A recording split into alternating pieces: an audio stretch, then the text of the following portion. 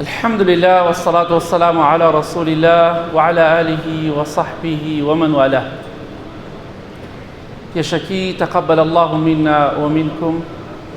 خواهي قولا نيوجو رجوع عبادت لأيم ولأي وش قبول كات ججنتان بيروز بي داواكم لخواهي قولا مهربان أم ججنا بكاتا ماي خير خوشي بو همو لا يكمن. خواهي قولا مهربان دل خوش من بكات هروكو چون إبراهيم وإسماعيل پیغمبری صلى الله عليه وسلم دل خوش کرد.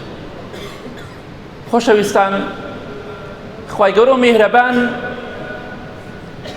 بۆ ئیمانداران بەهەشتی داناوە بۆ ئەو کەسانی کە لە ژێر فەرمانی خوا پێغەمبەری خوادان صلى الله عليه وسلم. خواهی گەورە مهربان وعدی بەهەشتی پێیان داوە. ئەم ژیانی کە لە دنیادا هەمانە بیکەینە فرسەتێک بۆ بەختەوەری قیامەتی خۆمان. خوشویستی خوا صلى الله عليه وسلم بإمام عبد الله كري عمري فرمو كن في الدنيا كأنك غريب أو عابر سبيل. لدنيا دا أي عبد الله كري عمر وكو كسيك الريبوار غريب لدنيا دا بجي أبو جورا بجي چوك إيما الريبوارين إيما لم رقايا داين برو مردن دروين لججني بيشوا ولا ججني پارە کە دا چەند کەس لەگەڵمانە بۆ لە خۆشەویستەکان و ئازیزەکانمان ئێستا لە ژێر خۆڵدان خوالیان خۆش بێ. دڵنیا بە ڕۆژێکیش دێ جەژنێکیش دێ مناڵەکانمان کەسەکانمان بەبێ ئێمە جەژن دەکەن. هەروەکو چۆن ئێمە ئێستا بەبێ دایک و باوکمان زۆرێکمان دایکمان نەماوە باوکمان نەماوە خوالیان خۆش بێ یا هەردووکیان نەماون بەبێ ئەوان جەژن دەکەین. ڕۆژێکیش دێ مناڵەکان و کەسەکانمان بەبێ ئێمە جەژن دەکەن.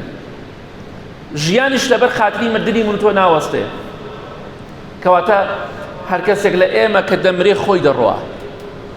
گرنگ ئەوەیە شتێک بکەین بۆ دوای مردنمان بۆ دوای ڕۆحکێشانمان ئەو خوای کە وعدمان پێداوە عیبادەتی بۆ بکەین و بیپەرستین با بەردەوام بین لەسەری. ئەو کاتە ئینشەڵڵا خوای گەورە دڵخۆشمان دەکات.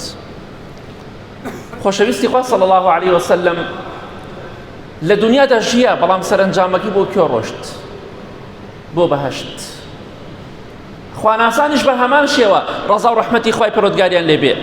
ئێمەش ئەم ژیانە کورتەی کە هەمانە با بیکەینە هۆکارێک بۆ بەختەوەری و سەربەرزی دنیا و قیامەتمان. ئیمامی عەبدوڵڵای کوڕی عومەر ڕەزای خوای لێبێ دەیفەرموو کاتێک کە بەیانیت بەسەرا هات بە تەمای ئێوارە مەبە و کاتێکش کە ئێوارەت بەسەردا هات بە تەمای بەیانی مەبە. هەتا لەشت ساغە شتێک پێش بخە بۆ کاتی نەخۆشیەکەت هەتاکو لە ژیاندا ماوی شتێک پێش بخە بۆ دوای مردنت. ئێمەش ئەم تەمەنە کورتەی کە هەمانە با بیکەینە هۆکارێک بۆ بەختەوەری دنیا و قیامەتمان ئینشاءڵڵا.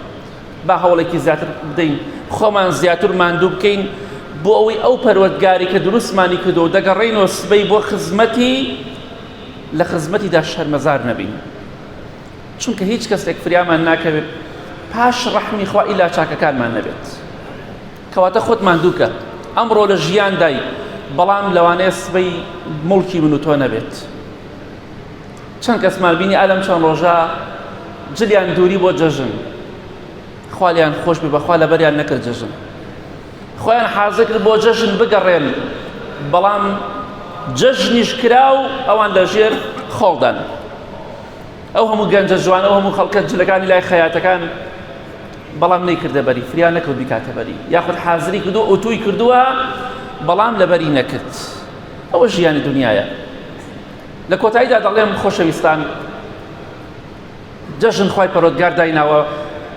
ئیبراهیم پێغەمبەر صلی الله عليه وسلم لە پێناو خوادا ئامادە بوو کوڕەکەی خۆی سەر بڕێ. ئێوەش تواناتان هەیە قوربانی بکەن با ئینسان چروک نەبێ ڕەزیل نەبێ بەخیل نەبێ. پارە بۆ کێ کۆکەیتەوە؟ مناڵ منەتی پێت هەیە؟ سبەی مناڵ چیت بۆکە؟ بەخوا دەستی تێ ناچێت زۆربەیان قوربانیەکەش بۆ بکەن. خۆت بۆ خۆت بیکە. مناڵ لە بەرسا نامرێ دڵنیا بە. ئەوانەی کە هەتی و کەوتن زۆربەیان حاڵیان باشتر بوو لەو کاتێککە باوکیان هەبوو. بۆیە قوربانیتان لەبیر نەچێ. دووەمیش ئەمڕۆ ئەم دوو سێ ڕۆژە و ئەم چوار ڕۆژە کە چۆ پێڵێن جەژن ئەم چوار ڕۆژە چوار ڕۆژی ئەوە نییە خێزانەکانمان لە چکەکانیان فڕێ بدەن بیان کێنە پێش سیارەوە تو ئەهلی مزگەوتی مزگەوت، تو ئەهلی جومعە و جەماعەتی شەرم ناکەی لەخوا خێزانەکە سافیرەی لە پێشی سیارەکە داتناوە، ئەم ماڵەوە ماڵی پێیەکەی لەچکی بەسەرەوە نییە، سنگی بەدەرەوەیە. شەرم لەخوا بکە، ئینسانی ئیماندار بێ بە غیرەت بێ. پێغەمبەری خوا فەرمێ صلی الله علیه وسلم یەکێک لە نیشانەکانی قیامەت ئەوەیە کەسانێکی زۆر دەبینی دێن بۆ مزگەوتەکان بە سەیارە ئیزدیحام دروستەکەن، لەبەر دەرگای مزگەوتەکان ئیزدیحام دروستە بێ وەنیساؤهم کاسیات عاریات، بەڵام لە ماڵەوە شنەکانیان کچەکانیان خێزانەکانیان سافرن کاتێکە دێنە دەرەوە. بۆیە بە خاوەنی غیرەت بین ئینشاءڵڵا، با بە حیا و بە حورمەت و خێزانەکانمان و کچەکانمان بگەڕێنین وەکێ دەسەڵاتمان بەسەریدا هەیە. بۆیە خۆشەویستان لە کۆتاییدا دەڵێم خواواز لە نەوجەژنانە بێنن، والله حرامە، والله ناشەرعیە، والله مخالفەی شەرعی خوایە، والله بیدعەیە. ئەم نەوجەژنانە تەعەزیەکان دووبارە تازە مەکەنەوە، ڕەحمەتی خواتان لێبێ، لە خوا بترسن، تەقوای خوا بکەن، شتێک مەکەن کە لە دینی خوادا جێگای نابێتەوە لەبەر حەیاچن. یا ڕەبی خوایە داوات لێ ئەکەین لێمان خۆش بە، لە گوناهی دایک و باوک و مردوەکانمان خۆش بە. یا ڕەبی خوایە ئەم جەژنە بکەیتە مایەی خەیر و خۆشی بۆ هەموو لایەکمان.